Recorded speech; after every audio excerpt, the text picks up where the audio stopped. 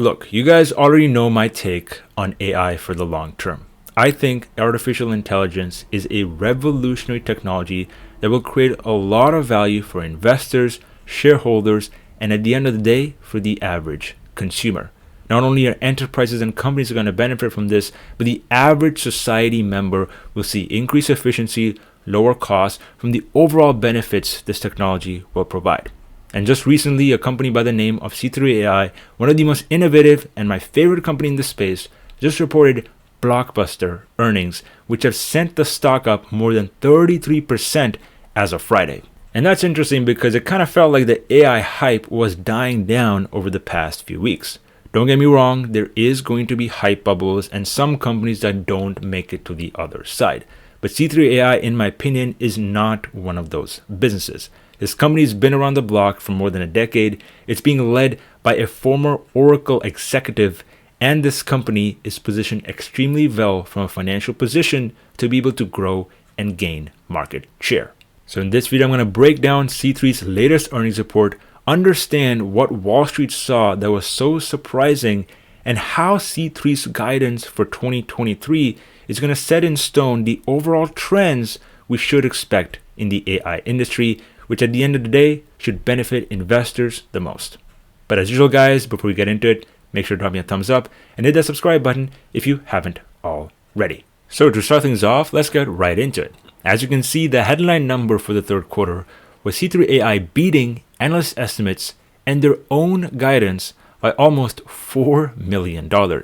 They pulled in around $67.7 million in revenue, but that was not the really only thing that led Wall Street in a foray. The real thing that surprised Wall Street is the fact that over 85% of their total revenue was from subscription services, accounting to around $57 million.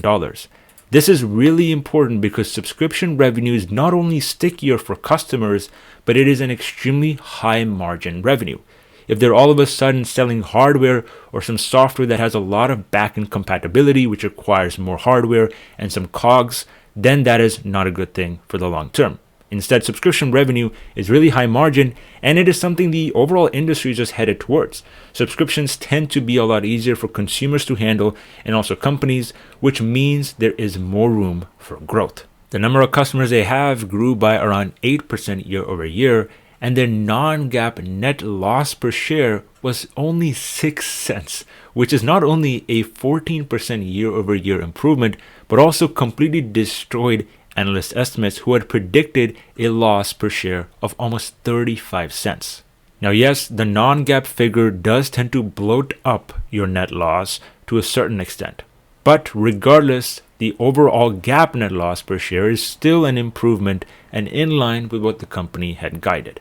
Now, I know what you guys are thinking. Why is this company not explaining how their revenue grew on a year-over-year basis?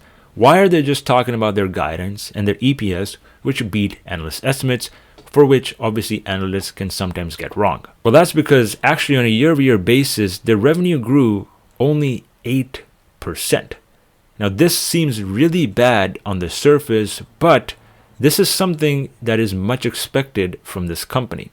Because this company operates in the enterprise business, which has been hit really hard with higher interest rates in 2022, you should expect profits and revenue to start falling on a year-over-year basis. Even the fact that the company grew by 8% tells you the company is still gaining market share in a market that is currently untouched by any other business, which is enterprise AI. No, Microsoft Azure and Google's cloud solutions don't enter this industry because they don't provide a comprehensive package for customers to be able to leverage artificial intelligence.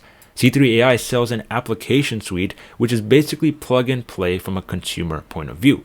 It takes them around 6 months to deploy these applications, whereas if you were trying to develop an AI suite for your own company from ground up, it would probably take you more than 2 years and a lot of skilled workforce. And for those of you wondering why the stock is reacting in the way that it is, with being up almost 35%, the reason is that we are now finally seeing a shift and recovery in the revenue that C3 AI is seeing. Its peak revenue was around the fourth quarter of 2022 of around $72 million. After we saw a decline in the first and the second quarter, now in the third fiscal quarter that is, we are seeing a recovery to the upside. The trend is now shifting to the upside instead of going down. And as you can clearly see from the performance of the stock, Wall Street was trying to price in that decline in the trend and that potentially continuing into the next 2 years. Plus, it's important to realize that just over the past 1 month or so, we have seen a significant inflow of companies that are now looking to invest in their own AI solutions. Those companies that don't know how to make AI applications can go to C3 AI to be able to increase their competitive advantage from the already large list of companies C3 AI currently covers. As a matter of fact, the CEO of one of the other companies that I invest in by the name of Bloom Energy just joined the board of directors of C3 AI itself. Bloom Energy is a company that operates in the hydrogen fuel cell industry, and they've been growing at a pretty consistent rate, returning quite a lot of value to shareholders since the IPO. And it seems like to me there could be a collaboration going on between these very different companies in the very near future. Because obviously you don't see CEOs joining the boards of other companies, especially in a high growth area. But obviously, I'm sure the question you guys are asking is, what is the guidance this company has given out that shocked Wall Street?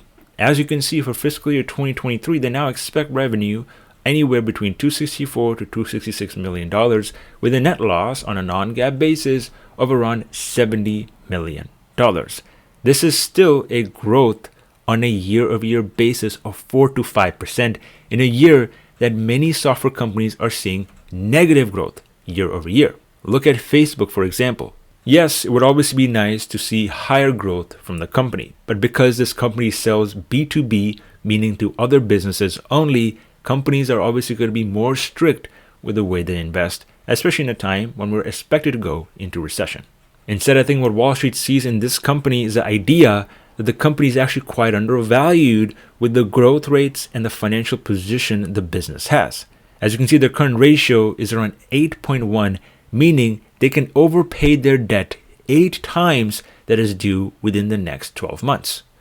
And not only that, the valuation of the company is now trading at only around 2.85 times the amount of cash they have, which happens to be around $780 million. This is something Wall Street really does care about, and it's one of the reasons why I'm an active investor in this business. A software company with almost $1 billion in cash is extremely impressive. The company doesn't have a crazy headcount of more than 5,000 employees, and the company has an insanely high gross margin of over 67%. They don't have to do a lot of capital expenditure into hardware. Instead, they can potentially return value to shareholders through buybacks or invest in their business for a better competitive advantage. And something else Wall Street's trying to price in is the idea of a potential buyout from some of the big players in Google Cloud, AWS, and Microsoft.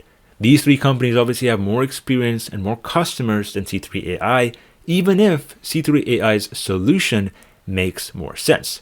With the capital position of the company being so good and the enterprise value of the business naturally increasing along with that, there could be a really interesting candidate for a buyout.